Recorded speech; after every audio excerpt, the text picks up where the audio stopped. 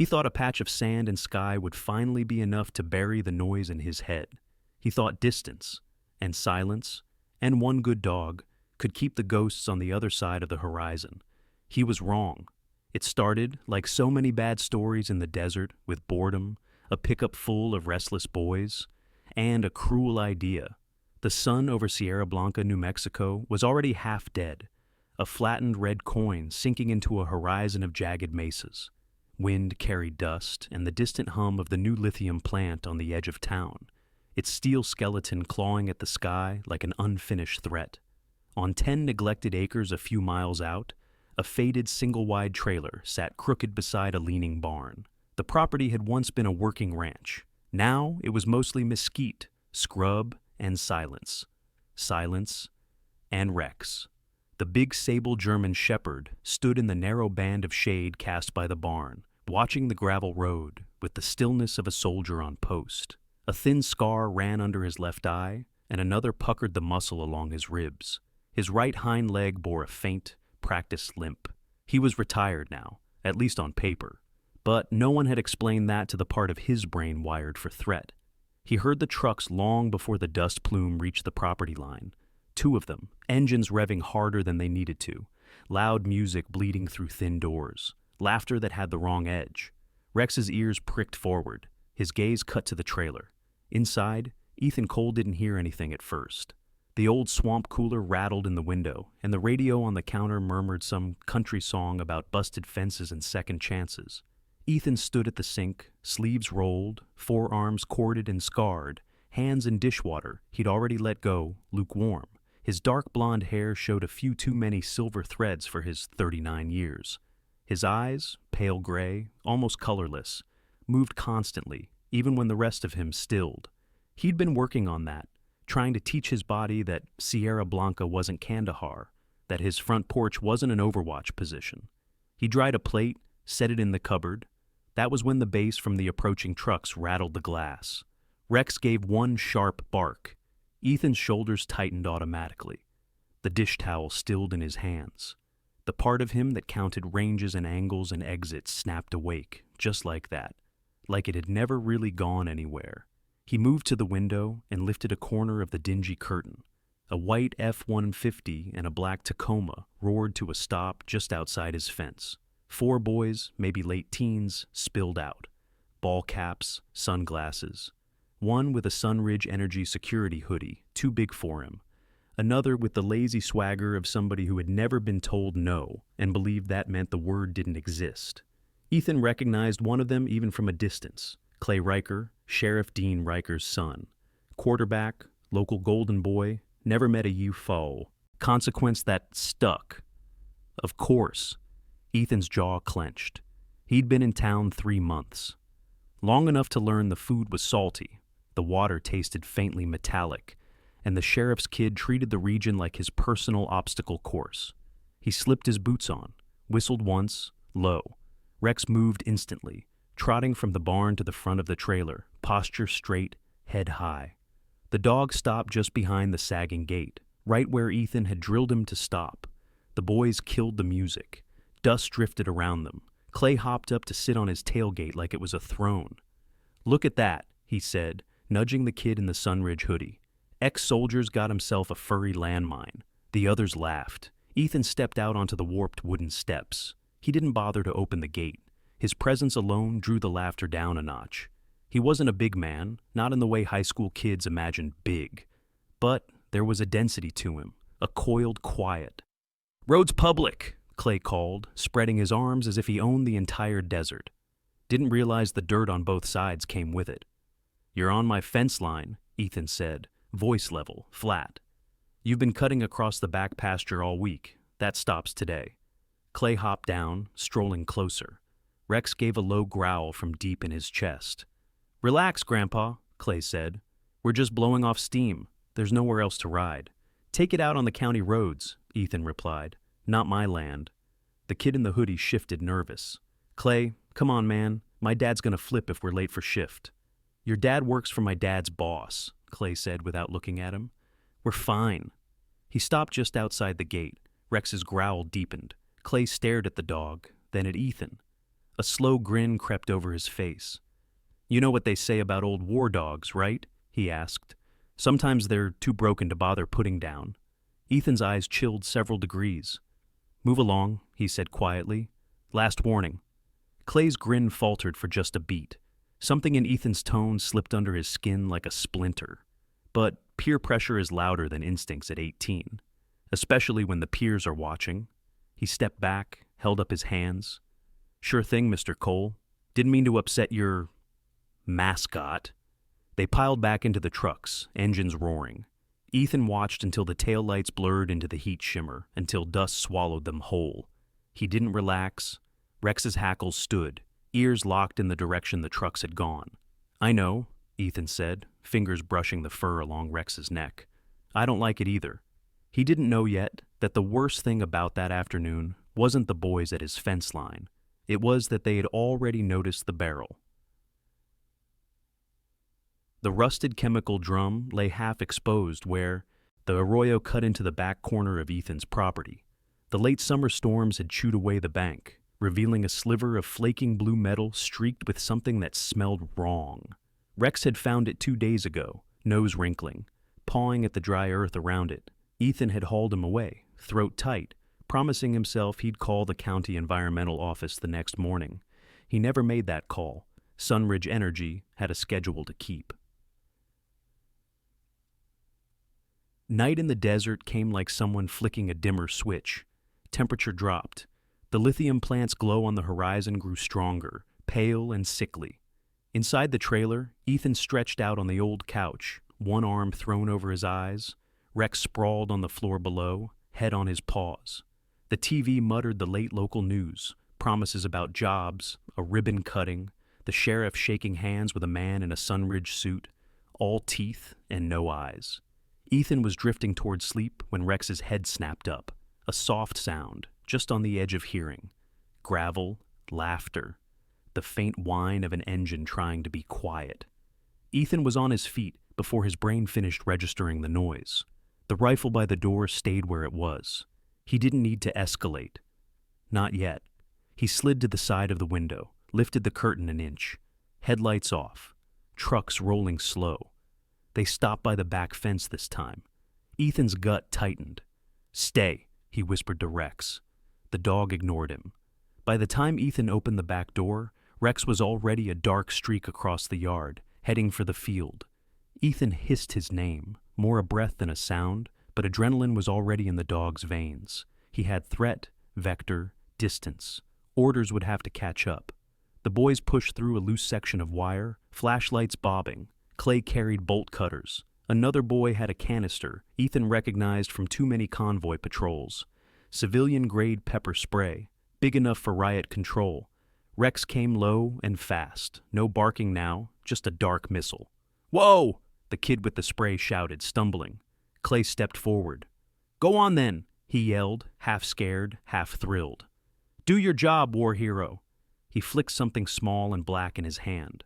The crackle of a stun gun sliced through the night. Rex veered, avoiding the first lunge. The second caught him in the flank, sending a jolt through muscle and nerve, dropping him to one knee. He snarled, teeth snapping, trying to get back up. "Hit him again!" Clay shouted. The boy with the spray panicked. He emptied the canister directly into Rex's face. The dog howled, pawing at his own muzzle, eyes burning. "This is messed up, man!" The kid in the hoodie blurted. "Clay!" "Shut up!" Clay snapped, twisted, and in one ugly motion looped a length of rope around Rex's neck. The trucks revved. Ethan cleared the back steps, lungs locking when he saw the rope trail from the dog's collar toward the hitch of the white F-150. "Hey!" His voice ripped across the field. "Let him go!"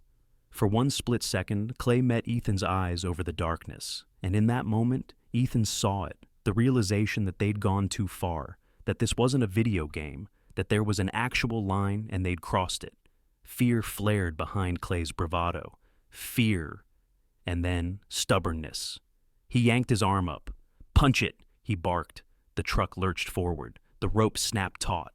Rex's body jerked, legs scrambling, then collapsing as he was dragged through scrub and stone, a strangled yelp torn from his throat. Ethan ran like the ground was falling away beneath him. He didn't make it in time. The rope caught on a jag of rebar jutting from a half-buried fence post. It broke with a gunshot crack. Rex's body tumbled into the arroyo, slamming against the exposed barrel, then disappearing over the lip into darkness. The trucks fishtailed again. And then they were gone, panic and exhaust trailing behind them. Silence rushed into the space they had left. For a moment, Ethan stood where he was, chest heaving, every system screaming at him to chase, to shoot, to drag those boys from their cabs, and Rex. He slid down the bank, dirt and stones tearing at his palms. The smell hit him first. Not blood, not yet. A chemical sting, sharp enough to make his eyes water, rising from a thin line of seepage glistening along the cracked barrel. He found Rex in the shadow of it. The dog lay twisted, half on his side, half on his back. Rope burned into the fur at his neck. One front leg kicked weakly, then stilled. His muzzle was raw and wet from the spray. His chest rose in shallow, uneven pulls. For a heartbeat, Ethan's vision narrowed until the whole world was just that chest.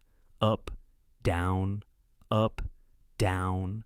He dropped to his knees. "Rex!" His voice cracked. "Hey! Hey, buddy, look at me." One eye slitted open. Glassy, trying. The tail gave a feeble thump against the mud. "Attaboy," Ethan whispered. His hands moved without his permission, checking ribs, spine, airway. The old medic drills he'd never officially been trained for, but had watched 100 times overseas. Okay, I got you." He stripped his shirt, wrapped it quickly around the worst of the abrasions, careful not to press where he wasn't sure. He slid his arms beneath Rex, lifting him as if the 100 pounds were air. Rex whimpered once, a sound that cut deeper than any shrapnel had. Ethan's jaw locked. The desert around him was very, very quiet. The lithium plant hummed. A coyote yipped far off. Somewhere, a billboard with the sheriff's smile on it flapped in the wind. Something old and dangerous uncoiled in Ethan's chest. He had come here to die quietly. They had just made that impossible. The closest regular vet was in Sierra Blanca. Ethan didn't go there. Sheriff Dean Riker's name was on the side of every patrol truck in town. Dean's wife was Sunridge's public relations director. Dean's son had just tried to kill Ethan's dog on the fringes of a chemical dump. Trust wasn't just thin. It was gone. So Ethan drove past the town, past the clock tower and the diner and the half-lit motel. He drove another 25 miles, tires humming on cracked asphalt toward a strip of businesses outside Las Cruces. The sign was small and plain. High Desert Animal Care. No cute cartoon paw prints. No cheerful paw-shaped font. Just black letters on whiteboard. He'd picked it months ago because the woman who ran it had once, quietly, taped a faded Army Ranger crest in her window on Memorial Day. The bell over the glass door hadn't finished chiming when a woman in green scrubs stepped out from the back. She was mid-40s, hair shaved close on one side and pulled back in a messy knot on the other, dark eyes sharp and tired. A faded tattoo of a field medic's caduceus ran up her forearm. "Whatever it is," she started, "if it's bleeding on my—" Her gaze fell on Rex in Ethan's arms. The rest of the sentence died. "How long?" she asked, stepping aside to usher him through a swinging door. "Half an hour," Ethan said. "Maybe 40 minutes. He was dragged. Pepper spray, possible chemical exposure. He hit something on the way down." "Table 3, she snapped. "I'm Dr. Hannah Mercer. Put him there. Don't let go of his head." Ethan did as he was told. The stainless steel was cold against his forearms. Rex's breath wheezed, a rasping saw blade in his chest. Hannah's hands moved fast and sure. IV line. Oxygen mask. Quick neurocheck that made Ethan's stomach twist at the lack of response in one hind leg. "What did this?" she asked. No judgment, just triage. "Kids," Ethan said, "and a rope." She didn't swear, not out loud, her mouth compressed into a hard line. "You military?" she asked. "Was." Ethan's voice felt too big in his throat. "He was my partner overseas. Explosive detection." Hannah's fingers paused for half a second on Rex's flank, feeling the heat under his fur. "Then he's already beaten worse odds," she said. "Get out." Ethan blinked. "What? Waiting room, she clarified. If you hover, you'll get in my way. I'll either save him or I won't. You being in here won't change that. He wanted to argue. He wanted to plant himself at Rex's side and dare God or anyone else to move him. Instead, he looked at his own hands. They were shaking. He stepped back. Doc, he said quietly, if he starts to slip, call me in. I'm not letting him die alone. For the first time, Hannah's eyes softened by a fraction. I'll scream, she said. Now go. The waiting room smelled like disinfectant and old coffee. Ethan sat in a plastic chair that complained every time he shifted. He could hear muffled voices through the wall, the clink of metal, the beeping of machines not meant for animals, but repurposed because Hannah believed they should have them too. He stared at the wall clock until the minute hand blurred. The door chimed once. Footsteps approached. A chair down the row creaked. You look like a man waiting on a verdict, a woman's voice said, low and uninvited. Ethan didn't respond. The reception desk doesn't have a sign, the woman continued, but I'm pretty sure you're not supposed to bleed on it. He looked down, surprised to see dried smears of his own blood on his arms, his jeans, Rex's fur ground into his skin. Across from him, a woman in a worn denim jacket sat with a cat carrier balanced on her knees. The cat inside glared at the world like it owed him money. The woman's hair was pulled back under a baseball cap, a press badge hanging from her neck. Grace Turner, Sierra Blanca Gazette. Small town reporter. Not mine, Ethan said.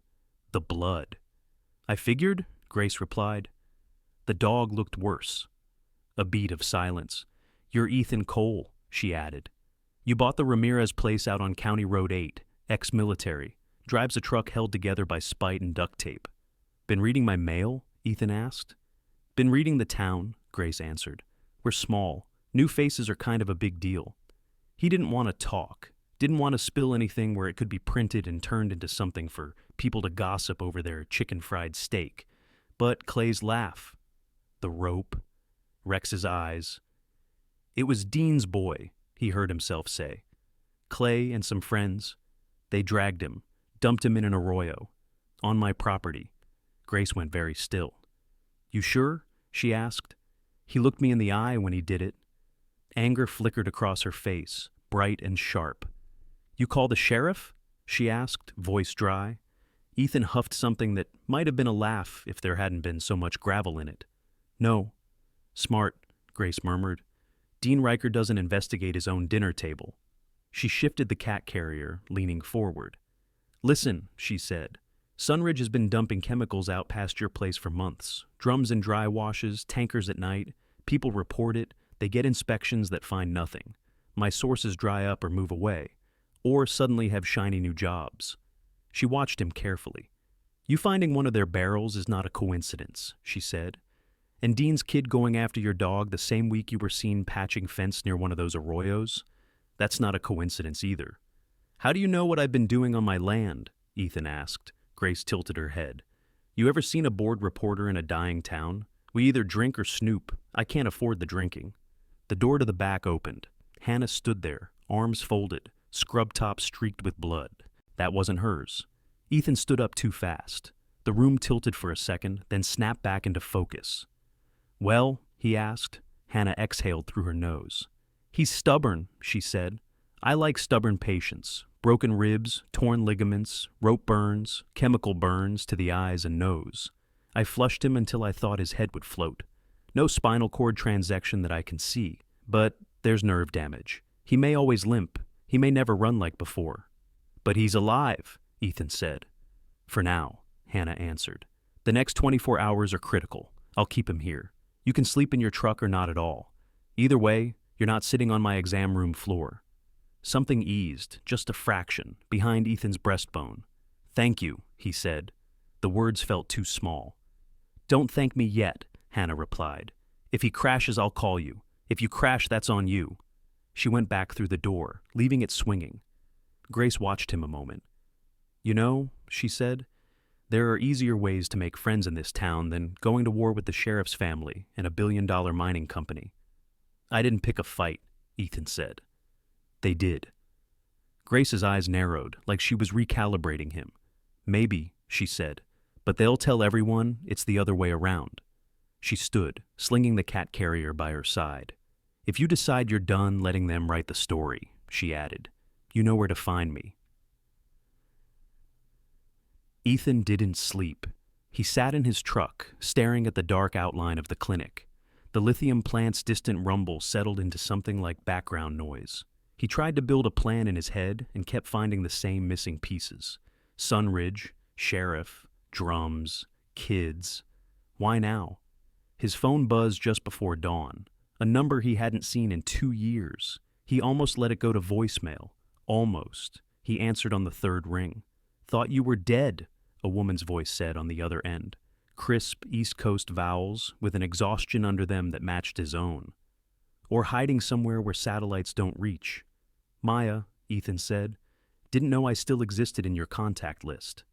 Ex-Rangers who ruined my night shift by calling unsecure from the middle of nowhere, she replied. Hard to forget. Once upon a time, Staff Sergeant Maya Lawson had been the voice in Ethan's ear from a drab concrete bunker 8,000 miles away. Intelligence, signals, the invisible map behind every mission. He hadn't spoken to her since the day the convoy exploded and the official story laid the blame at his feet. How'd you get this number? He asked. You pinged a location within 10 miles of a Sunridge facility, she said. And I monitor those because I'm paranoid and sadly usually right. You watching me? Ethan asked. I'm watching them, Maya answered. You just stepped onto their board. What happened? He told her. Not everything. Not about the way his hands had shaken when he carried Rex. Not about the sound he'd made when he first saw the rope burns. Just the facts. The kids, the barrel, the plant, the sheriff. On the other end of the line, he could hear fingers on keys. Sunridge Energy is a nice shiny shell, Maya said after a moment. Behind it, Kestrel Holdings, private defense contracting, logistics, black budget pipeline.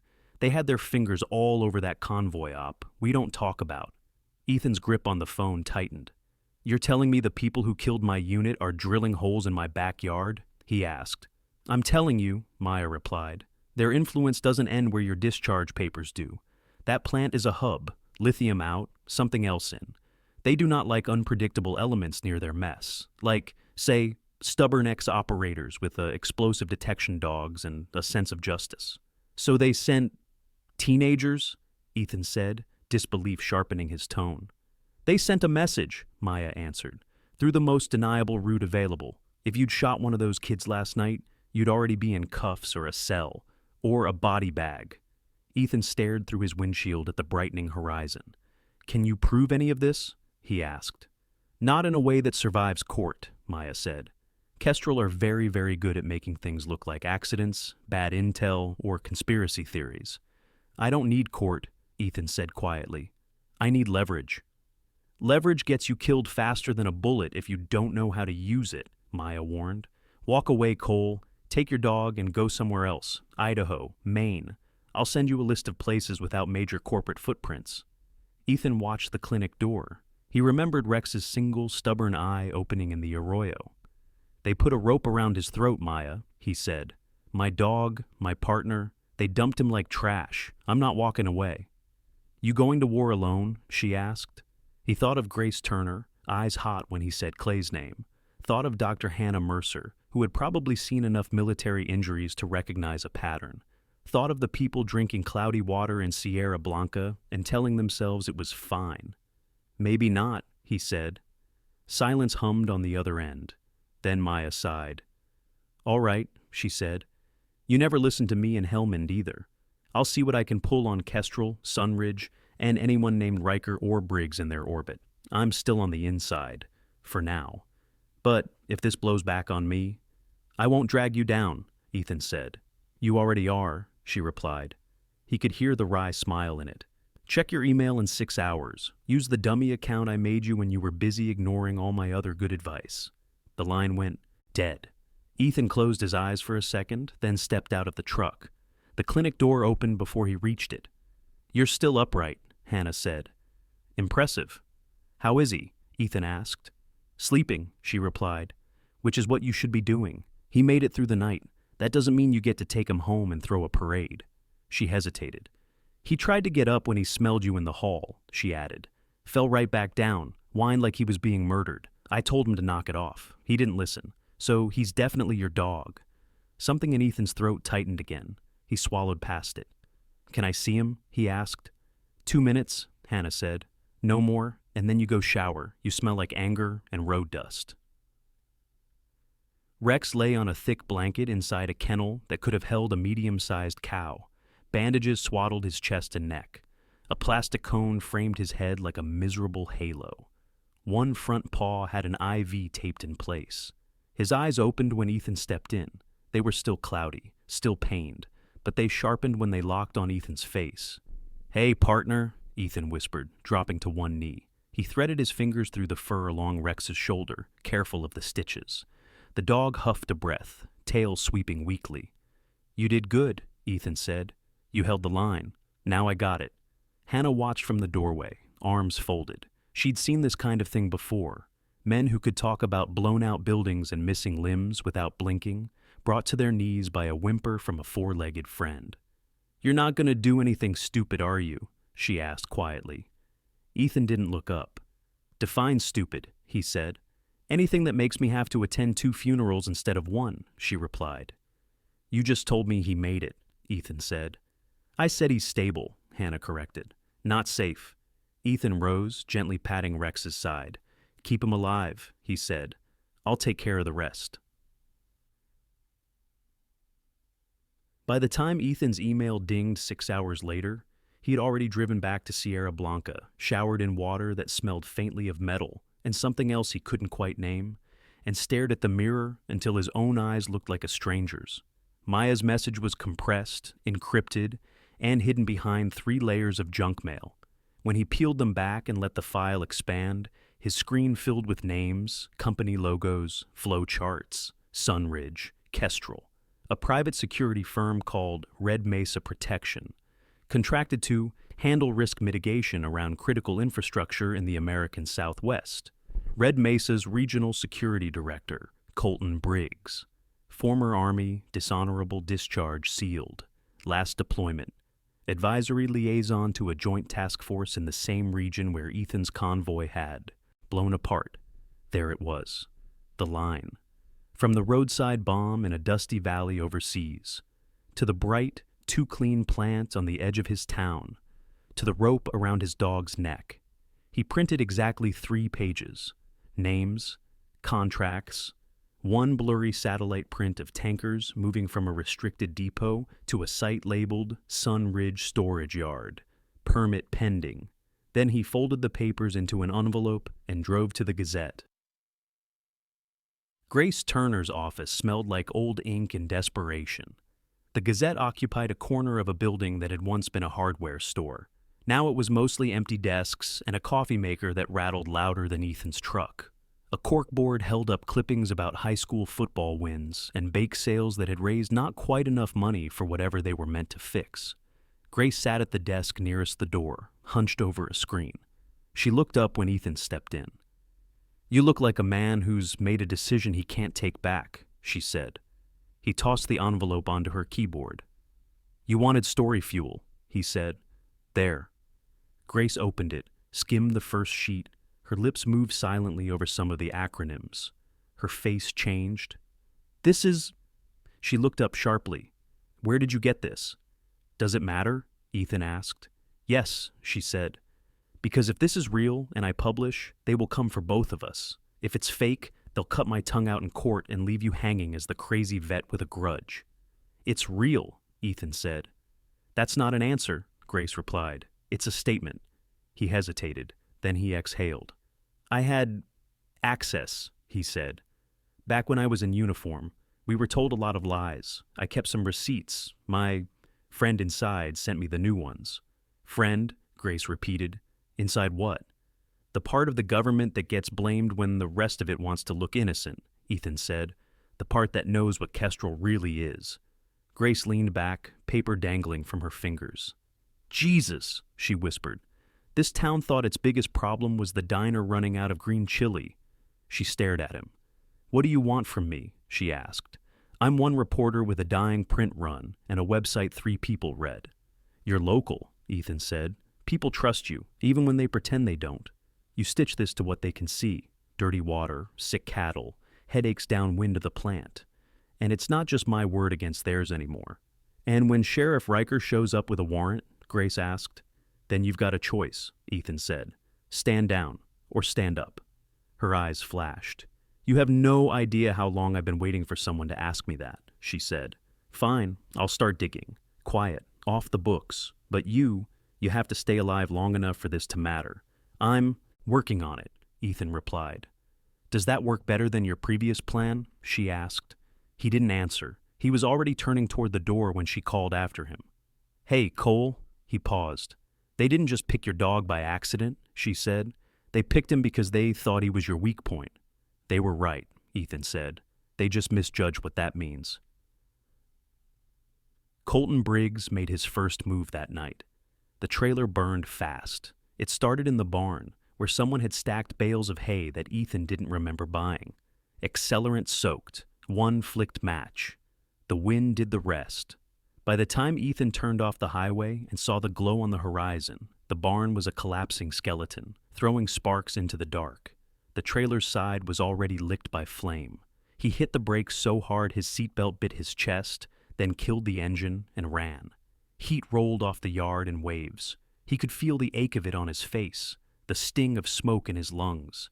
He didn't shout for Rex. Rex wasn't here, thank God, but his mind supplied the image anyway, of fur catching fire, He forced it down. He kicked in the back door, squinting through the dark static of smoke. He had exactly two things he could not lose, and one of them was miles away in a kennel. The other was under the floor. He went straight for the bedroom closet, dropping to his knees and ripping at the rug. The heat overhead increased, wood groaning. He peeled back stained carpet to reveal the trap door he'd built the day he moved in. 3 screws, 1 hinge. He yanked it open, dropped into the crawl space, and grabbed the metal lockbox shoved against the brick pier. By the time he climbed out, the ceiling in the living room was drooping like wet paper. Flames flickered along it, seeking air. He ran. He didn't look back until he was in the truck, engine screaming, yard shrinking in his rear view. His hands shook on the wheel. The trailer exploded behind him as the propane tank went, lighting up the night like a flare. Somewhere in that wash of orange and black, a camera lens glinted 100 yards away, tucked into the rocks of the next property. Briggs watched the fire through binoculars, lips curling into something that might have been a smile on someone else. "Your move, Ranger," he murmured. Ethan didn't go to the sheriff. He went to Lloyd Baker. Lloyd's ranch sat on the other side of the county road. 65 acres, 3 horses, 1 battered windmill. Lloyd himself had the posture of a man who had spent his youth hunched over bar stools and the rest of it bent over fence posts.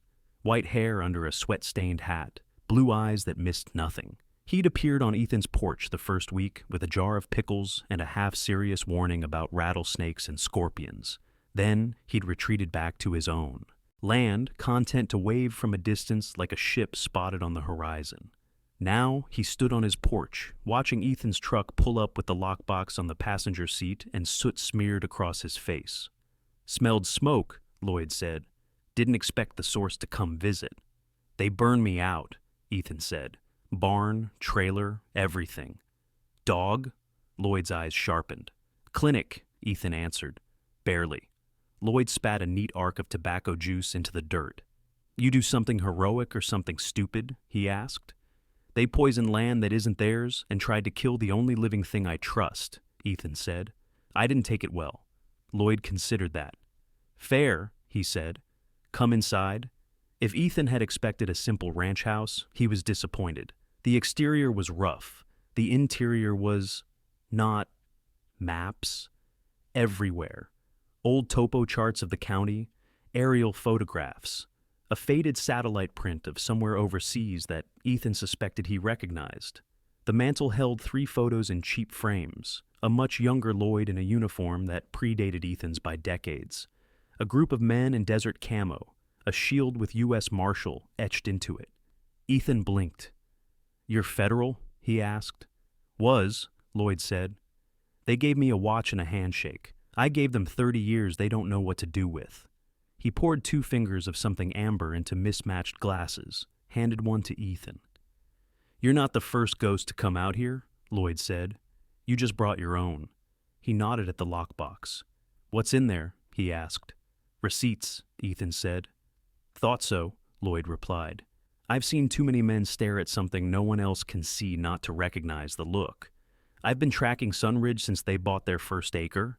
Couldn't make anything stick, not as a civilian. They like that." "We make it stick together," Ethan said. "You, me, Grace, Hannah, Maya on the wire. Sheriff Riker if we can figure out whether he's crooked or just compromised." "Dean Riker is a man who took the easy handshake one too many times," Lloyd said. "Does that make him crooked?" "In my book, yes. But even crooks can, on occasion, decide they don't want their grandkids growing up with brown water. So we give him a choice," Ethan said. "Stand with us or go down with them." Lloyd eyed him over the rim of his glass. "You're gearing up for a siege, son," he said. "You ready for that?" Ethan thought of Rex, bandaged and hating the cone around his neck. Thought of his unit's names etched on a black stone in a city that never thought about the dirt they died in. "I've already been through one," he said. "This time I get to pick the ground." Lloyd grunted. "Then we better make sure we own every inch of it," he said. The storm came 3 days later, not rain, sand, the wind, swung around out of the south and picked up half the desert with it, flinging it against houses and windows, turning the world outside into a beige blur. Sirens howled. The lithium plant lowered its stacks, warning beacons blinking red through the murk. Inside Lloyd's ranch house, the air was still. The storm shutters rattled, but the generator hummed. On the kitchen table, Ethan's lockbox lay open. Pages, photos, maps. A rough sketch of a plan that involved more arrows than he'd have preferred. Rex lay on a dog bed by the couch, cone grudgingly removed for the moment under Hannah's strict supervision via phone. His bandaged leg stuck out at an awkward angle, but his eyes were clear, focused. "Far as they know, you're out," Lloyd said. "No trailer, no forward operating base. They think they scared you off or sent you packing to wherever war dogs go to die." "They'd have heard if I left town," Ethan said. "Sunridge has cameras on the highway. They know my truck better than I do." "Which is why you aren't taking it anywhere tonight," Lloyd replied. He pointed at the map. "Red Mesa Protection has a base camp in that old gravel pit near the plant," he said. "Briggs will stage from there. If I were him, I'd come at you under cover of the storm. Less visibility, less chance of rubberneckers." "How many?" Ethan asked. 6 to 10, Lloyd said. "Enough to feel invincible, not enough to admit they're worried." Maya's latest email had confirmed it. An order for detention and relocation of an unnamed problem assets in Sierra Blanca County, signed by Briggs. CC'd to a Sunridge legal liaison and someone in Kestrel's Denver office. Detention and relocation.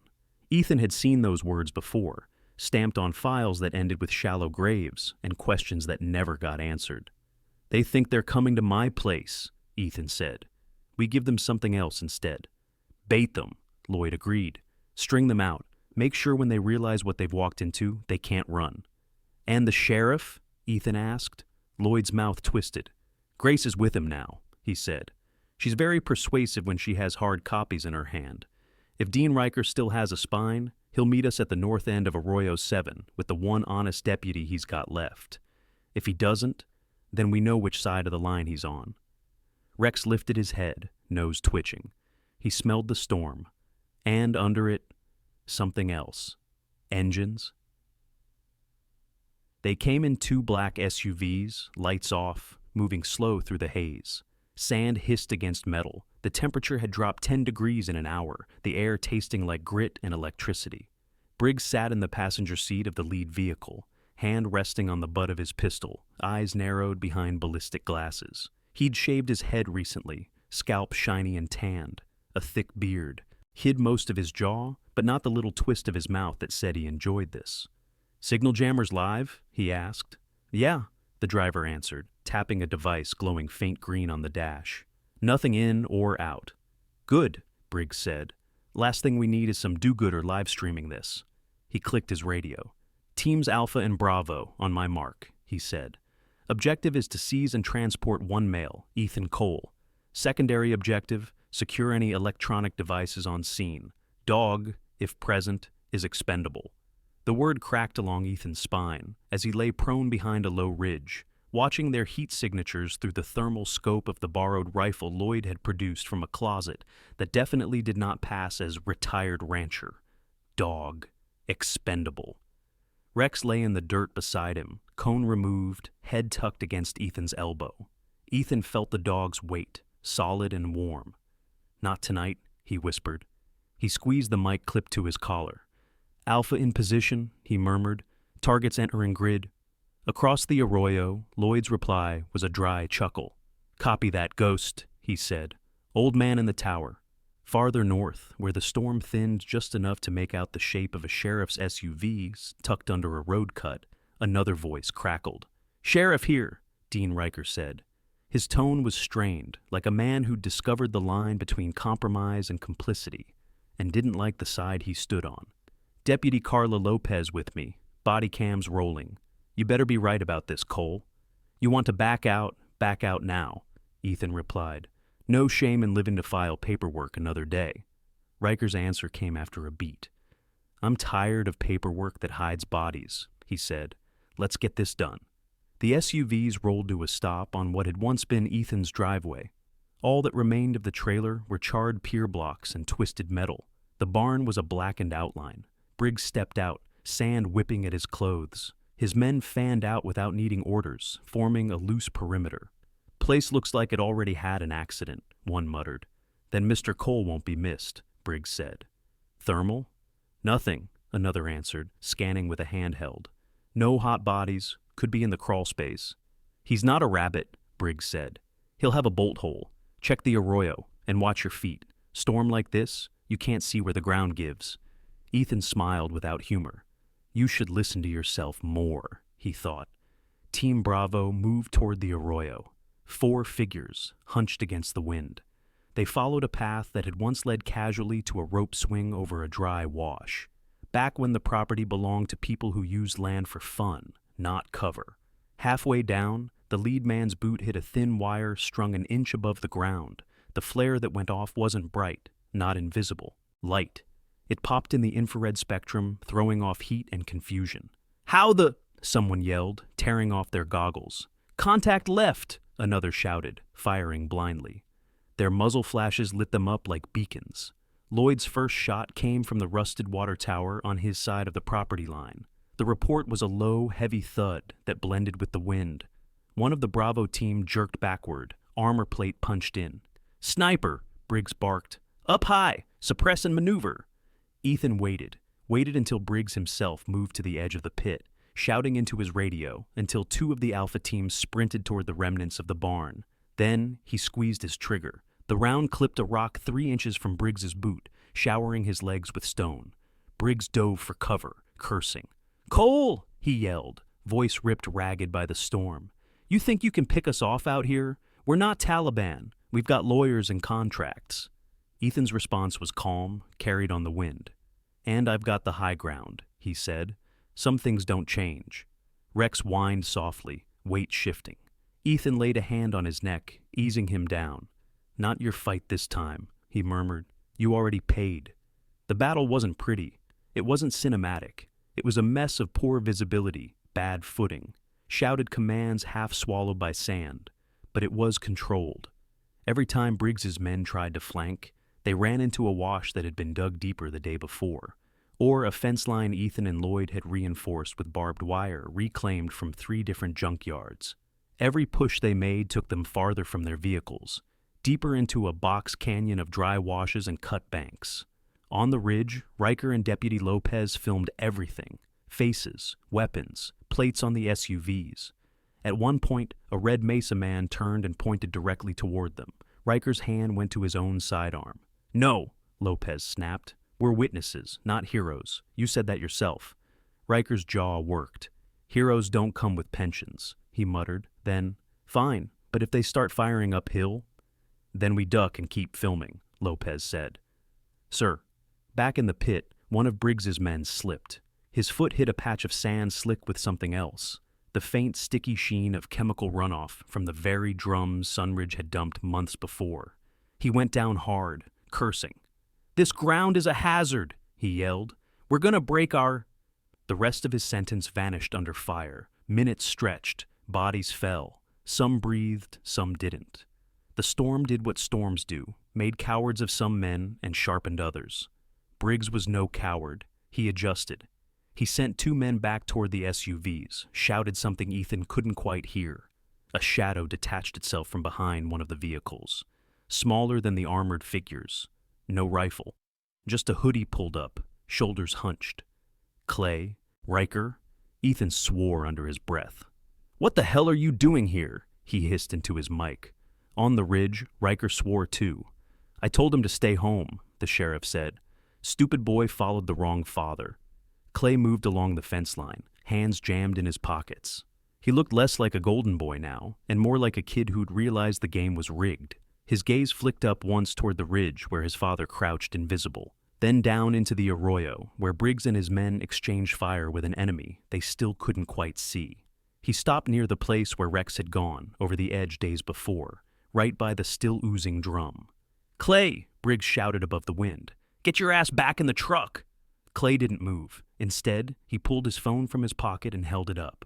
"You never said there'd be this much," he yelled. His voice cracked. "You told my dad it was just wastewater. This..." He gestured at the drum with the phone. "There are more down there. I saw 'em. We all did." "Put the phone down," Briggs snarled. Clay swallowed. The wind gusted, ripping the words from his mouth, but the mic on Riker's ridge caught enough. "Killed his dog. Dumped poison. Not just his land." Ethan's pulse jumped. "Grace," he murmured into a different channel. "You getting this?" In HD, her voice came from somewhere in the dark behind the sheriff's SUV. "Every pixel." Briggs climbed halfway up the bank, eyes wild. "Clay," he said, tone shifting, oily now. "Listen to me. You're upset. That's understandable. No one meant for the dog to..." "You told me to scare him," Clay shot back. "You said he was dangerous. You didn't say any of this." He took a step back. His heel hit loose rock. The bank crumbled. For one horrible second, it looked like he might pitch backward into the pit. Riker moved before anyone else. He dropped his camera, sliding down the ridge, scrambling across the shallow cut until he could grab his son's arm and haul him to solid ground. Briggs stared, disbelief painted on his face. He hadn't known the sheriff was there. His planning horizon shrank. He jerked his pistol up, aiming straight at the silhouette of father and son on the rise. Ethan fired. The shot took Briggs in the shoulder, spinning him. He dropped behind the nearest rock, cursing, clutching the wound. "Enough!" he gasped into his radio. "Fall back. We're aborting. This contract is compromised." "You're not going anywhere," Ethan said, sliding down his own side of the arroyo, rifle trained. Briggs looked up, squinting through sand and blood. "You think you win because you scared off a few contractors?" he sneered. "Kestrel doesn't lose. We just write a different report." "You tried that once," Ethan said. "You buried my unit under your paperwork. This time, I brought my own pen." Behind Briggs, someone moved. Rex. Ethan hadn't wanted him in the fight. Had told him to stay by the truck with Hannah. Hannah, who had insisted on coming out when she heard Ethan's voice on the radio, edged toward the old tone. But the dog had heard Evan's heartbeat spike, heard the gunfire, smelled the adrenaline. He had limped his way out of the cab the second Hannah turned her head to curse at the generator. Now he came down the bank, uneven but determined, teeth bared in a snarl that reached all the way back to the sandpits overseas. Briggs turned at the sound. His wounded arm was too slow. Rex lunged, jaws clamping down on Briggs' forearm with surgical precision, teeth finding tendon. Briggs screamed, gun flying from his hand. Ethan was there in 2 strides. "Out!" he snapped. Rex released instantly, falling back, chest heaving. Ethan kicked Briggs' weapon away, then planted his boot on the man's ribs, pinning him. "Colton Briggs," he said, voice flat. "You are under citizen's arrest for attempted murder, conspiracy to commit environmental crimes, and being an all-around piece of..." "Cole," Grace cut in. "Let's maybe leave that last one for the op-ed." Riker stumbled into view, one arm around Clay, the other hand on his own gun, which now pointed firmly at Briggs. "Sheriff Dean Riker," he said, words steadier than his breathing. "As the elected law enforcement officer of Sierra Blanca County, I'm going to make this official." He looked at Ethan. "You mind stepping aside, son?" he asked. Ethan hesitated. Then he moved his boot just enough. Riker holstered his weapon, slapped cuffs on Briggs with more force than necessary. "You have the right to remain silent," he said. "And if you're smart, you'll use it." Briggs spat blood into the sand. "You think those cuffs mean anything?" he hissed. "You're ants. We're gonna be famous," Grace said sweetly, stepping forward with her camera held high. The red recording light blinked. "Say cheese." One Kestrel Holdings didn't collapse overnight. Men like that never do. But footage of an armed private force trying to abduct a veteran on his own burned property under cover of a sandstorm, surrounded by leaking chemical drums, while the sheriff's son confessed on camera, traveled faster than any legal brief. Grace didn't post it to the Gazette's Lonely website. She sent it to 3 regional stations, one national outlet that still thought boots on the ground mattered, and a veterans advocacy group with more online clout than most politicians. Within 12 hours, the video had been viewed 2 million times. Within 24, an EPA regional office announced an emergency investigation into Sunridge's waste disposal practices. Kestrel stock took a measurable dip when trading opened Monday morning. Within 48, a federal task force rolled into Sierra Blanca in plain SUVs, with hidden antennas. They took Briggs. They took half of Red Mesa's team. They took copies of Ethan's files. They did not take Ethan. Maya's voice in his ear, over a secure line patched through Hannah's backroom Wi-Fi, was tight but triumphant. "You lit the fuse," she said. "Now they have to pretend they care. My boss is very interested in why black-budget buddy Briggsy was moonlighting in your county. You might even get an apology, on very expensive paper." "I don't need an apology," Ethan said, watching Rex limp across Lloyd's yard to sniff at a horse's hoof. "I need them to stop." "That's the one thing I can't promise," Maya replied. "But you drew blood. Take the win. Let the machine chew on itself for a while." He looked at the horizon. The lithium plant still stood. Its stacks still smoked. But now there were men in white suits walking the perimeter, taking samples. Trucks lined up at the gate looked less sure of their routes. "Rex still limps," he said. "He's breathing," Maya answered. "So are you. That's more than most of your unit got. Try not to waste it." They rebuilt slowly. Lloyd offered Ethan a room above the ranch's old tack room. Hannah insisted on monthly checkups for Rex, grumbling that she didn't run a rehab facility for idiots and their dogs, even as she slipped him homemade treats when she thought Ethan wasn't looking. Grace wrote a series of articles that didn't save print journalism, but did make Sierra Blanca look at itself in the mirror. Some didn't like what they saw. Some did. Some moved away. Dean Riker won his next election by a narrow margin, running on a platform of cleaning up the mess I helped make. He started by resigning his Sunridge advisory position and paying for Clay's community service hours in sweat instead of checks. Clay shoveled contaminated soil into lined dumpsters for 3 months straight. He didn't complain. He stopped hanging out with boys who liked to laugh at the suffering of things smaller than them. One afternoon, he drove out to Lloyd's ranch alone. Ethan watched from the porch as the kid stood at the fence line, hat in hand, looking like he'd rather eat glass than speak. "I came to say sorry," Clay said finally, "for everything." Rex padded forward, head cocked. Clay flinched. Rex stopped 2 feet away. He looked up at Ethan, waiting. "It's your call," Ethan said quietly. Rex's tail swished once. Then he stepped closer and shoved his nose under Clay's hand. The boy's shoulders shook once. Twice. "Doesn't mean I'm going to forget," Ethan said. "And it sure as hell doesn't erase what you did, but it's a start." Clay nodded, tears cutting clean lines down his dusty face. "I'll spend the rest of my life trying to make it right," he said. "Good," Ethan replied. "Start with your own house, then work outward." A wee tipo start. The months later, when the headlines moved on and the lawyers dug in and the plant either cleaned up or learned to hide better, the storm in Ethan's chest eased from a roar to a low, manageable hum. He sat on the fence one cool evening, watching the sun sink behind the mesas. Rex sat beside him on the rail, close enough that their shoulders touched, his hind legs still stiff but functional. The air smelled like creosote and clean dust. The water in the trough shimmered clear. "You know," Grace said from where she leaned against a post, camera dangling, "most people who come back from war just want to forget. You seem determined to remember." "Peace isn't forgetting. Ethan said after a moment. It's knowing exactly what happened and choosing not to let it own you. Rex huffed, as if in agreement, leaning more of his weight against Ethan's side. He dragged you through hell and back, Grace said, nodding at the dog. And when they tried to break you, they went for him first. They thought he was my weakness, Ethan said. They didn't understand he was my anchor. Rex's ears pricked at the word, as if he recognized something in Ethan's tone. Grace lifted her camera, framing the two of them against the falling light. Hold still, she said. This is the shot, the one that goes with the last piece. What last piece? Ethan asked. The one that's not about corruption or contracts, she said. The one about what happens after, about how you build something worth defending in the first place. She clicked the shutter. In the end, Ethan didn't disappear. He stayed. He helped Hannah start a training program for retired working dogs, teaching them how to be pets, and teaching their humans how to live with something that had seen more than they could ever say.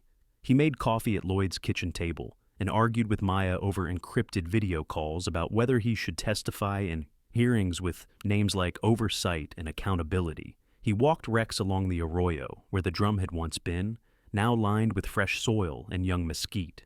He let the dog sniff, explore, own the ground that had almost been his grave. He knew the ghosts would never truly leave. War. Betrayal. The faces of men he couldn't save. They were quieter now, because when the worst of it came for him again, not in a foreign valley, but in the dust of his own backyard, he hadn't run. He'd stood, not alone. Rex shifted beside him, leaning his full, healed weight into Ethan's leg. The scar along his neck had faded to a pale line under his fur. His eyes were sharp, watchful, content. Home, Ethan said softly. Rex thumped his tail once,